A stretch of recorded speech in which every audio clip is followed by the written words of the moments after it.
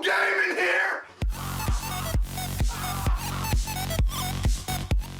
What's going on, everyone? It's your Rifle here. Welcome everyone to another compilation of many awesome Easter eggs on Borderlands the pre-sequel. First one I'm going to kick you guys off with is on Vorago Solitude.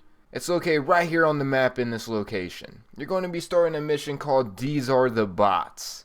And this mission is one big Easter egg. It involves Princess Leia, R2-D2, C-3PO, and Obi-Wan Kenobi, which is referenced as Toby Von Adobe in this mission. It's awesome. The first time I heard this, I immediately knew. You'll know too when you start hearing the robots argue with each other. This mission is actually centered around Star Wars New Hope, when C-3PO and R2-D2 are trying to get a message to Obi-Wan Kenobi. That is what makes this mission one big Easter egg. Now go ahead and listen in on this mission for yourself. I told you this was a terrible idea. A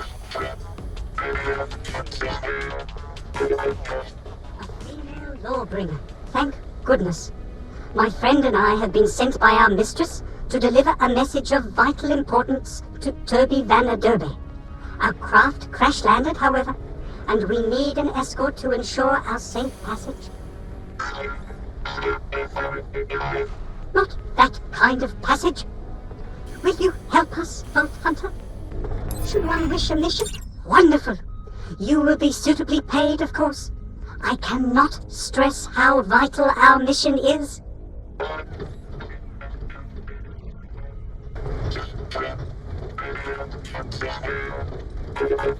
How dare you? Wash your voice processor out with disinfectant, you foul excuse for a robot. Outrageous! No wonder she removed your main speech circuit. Yes, I couldn't agree more.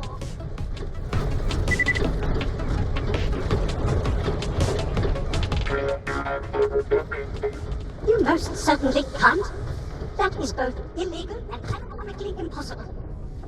Thank goodness. Thank goodness you're so protective.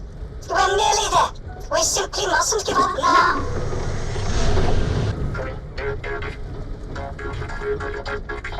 Well, I don't know where you learned such gusset-ridden sailor talk, but you should know that is anatomically quite impossible.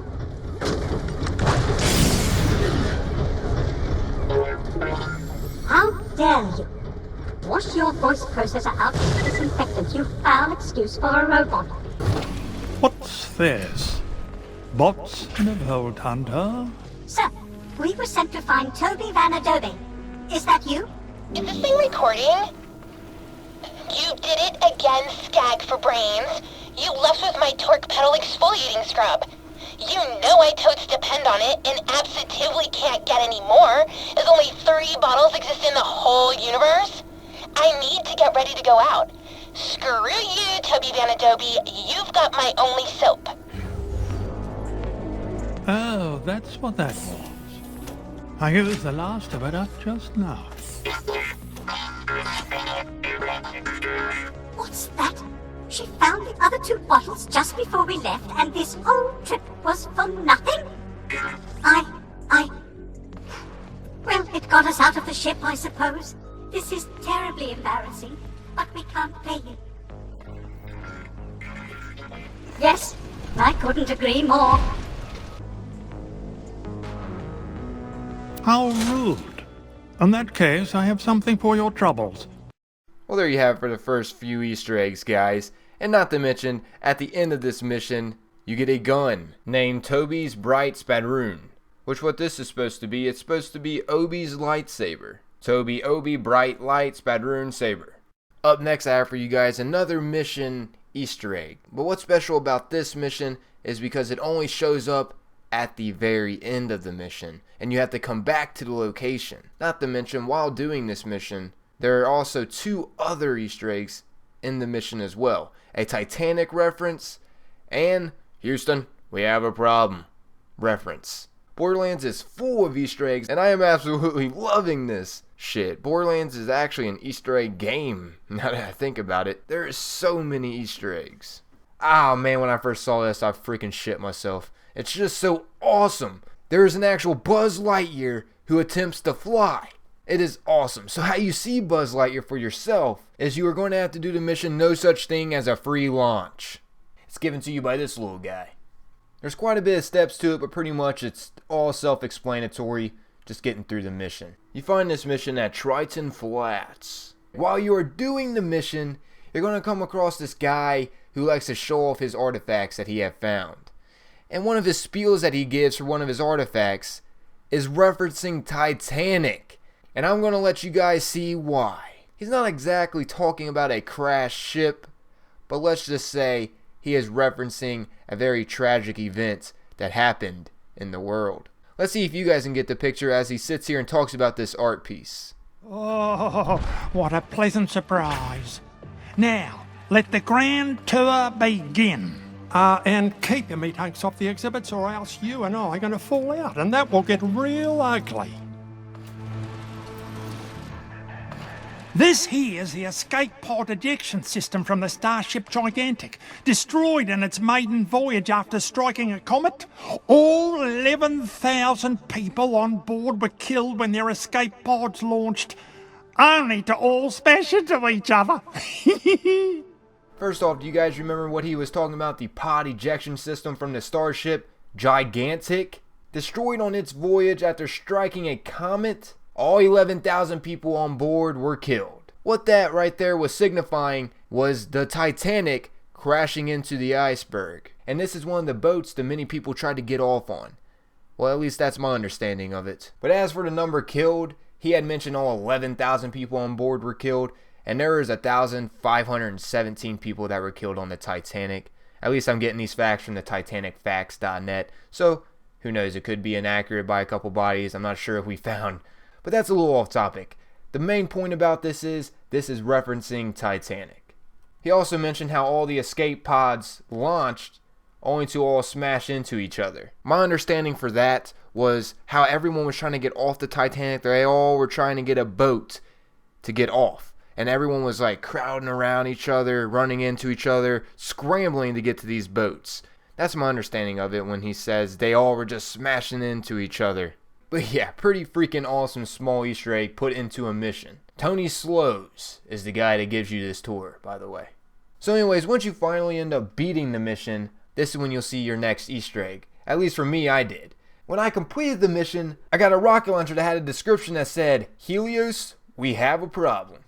Just like Houston, we have a problem. They had to have thrown this in because, come on, we are in outer space.